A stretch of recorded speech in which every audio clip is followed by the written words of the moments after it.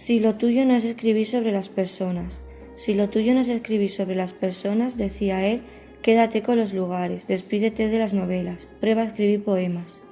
En los poemas, ¿sabes?, caben mejor los paisajes y las marinas, unas cuantas flores, tal vez un jardín, una casa, muchas casas donde escoger. Lee las páginas de bienes y raíces en tu periódico. Vista inmejorable de ensueño. Ensueño, chimenea portátil, entrada exclusiva a vista al mar. Ideal para casa principal, bellos jardines, alta plusvalía, cercana a colegios, comercios, iglesias. Olvídate de las personas.